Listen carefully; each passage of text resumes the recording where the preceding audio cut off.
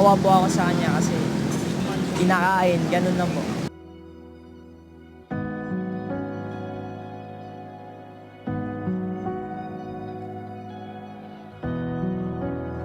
Masaya ako para sa kanya kasi di naman sa lahat ng panahon na marami kang pera. Minsan pag sumusobra yung pera mo, kailangan bigyan mo rin sila.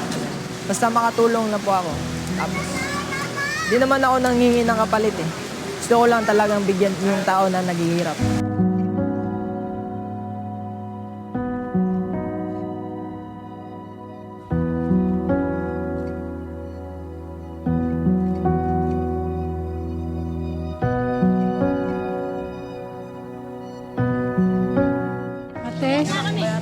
Hindi po manghingi. Wala pa akong almusal tsaka tanghalian mula kanina eh. Salamat po ate ah. Siyempre, ayoko rin maranasan ko o yung mga anak ko, yung mga humihingi, di ba? Mahirap kasi, siyempre, kahit gusto mong kumain, di ba?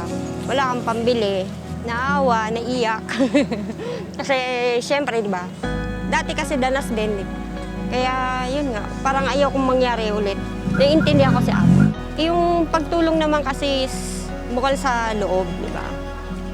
Hindi bukal sa loob natin kung naghihintay tayo ng kapalit.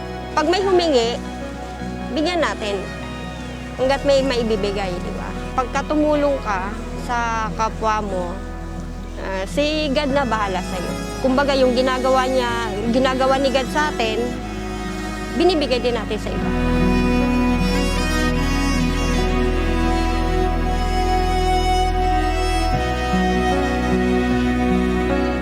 Pwede po makakain. Nagugutom na po talaga si Aki.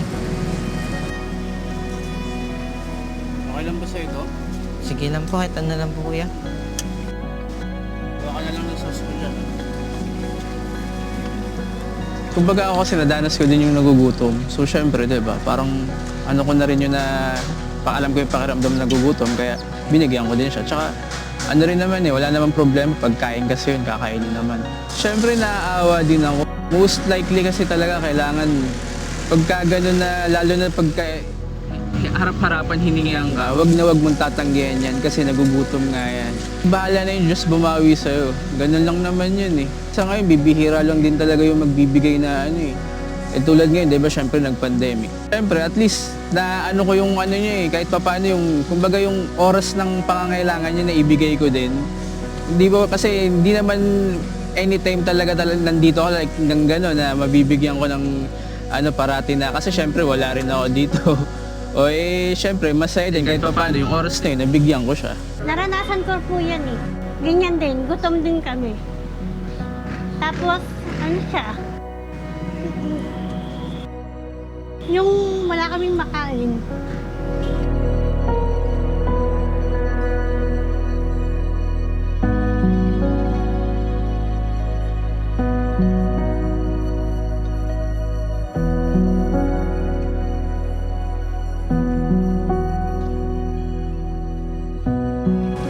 Pwede po makakain. Nagugutom na po talaga si Aki. Pwede po ba ano lang po ng pagkain. Salamat po. Kaya alam ko na kung gano'ng hirap pang magutom, gano'ng hirap ng mawala ng bahay, mga Kaya lahat ng naman, binibigay ko. Hanggang sa pakiramdam mo. Bawa, tumulong ka, malaki yung babalik sa'yo. Papasalamat sa'yo na lahat ng biyaya na sa amin, binibigay niya. Kaya wag nang pag may lumapit, bigyan na lang para pagbigay naman kasi sa kapwa, bumabalik din naman eh. Magaang sa pakiramdam kasi dahil nakatulong ako, mas maano sa pakiramdam ko, nakatulong ako dun sa taong humihingi kahit na ano man lang kayang ibigay ko.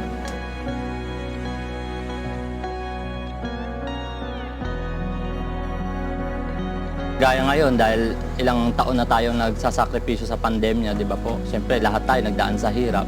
So, siyempre, kung ano man yung kaya natin ibigay sa kapwa natin, ibigay natin, makatulong man lang kahit sa ganung paraan lang. Kailangan magbigayan tayo dahil ang buhay natin, hindi natin alam kung hanggang kailan lang tayo sa ginagalawan natin. Kaya share your blessing hanggat meron. Huwag natin ipagdamot. May lumapit, huwag nyo silang ipagtabuyan. Kung hanggat may ibibigay kayo, may pagkain sa harapan nyo, ibigay nyo. Kasi hindi naman sila gagawa ng masama para lumapit sa inyo. Humingi ng pagkain kasi nga gutom. Kuya, pwede mo bang humingi ng pagkain? Salamat po. Salamat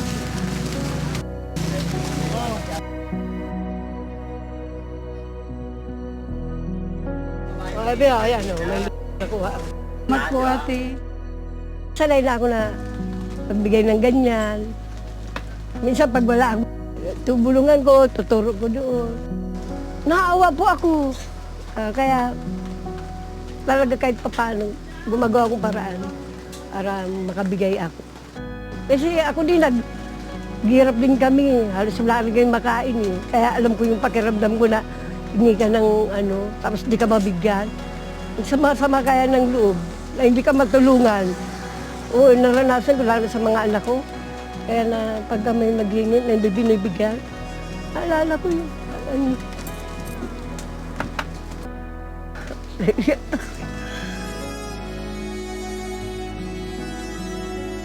Kaya ako, pagka may mga ganyan, tinutulong ko talaga, binibigay ko. Kahit wala akong kakainin ko, bibigay ko. Hindi naman ako nainayang. O sa inyong mga mayroon, mga tindahan na nagmamalimos yung mga mahirap, tulungan naman po ninyo. Yung isipin na sila mahirap. Dapat talaga hindi sila matakot kahit mabaho pa yan. Tulungan po nila kasi kailangan nila yung tulong. Magandang magbigay ng tulong sa kapwa kasi yung biyaya binabalik naman.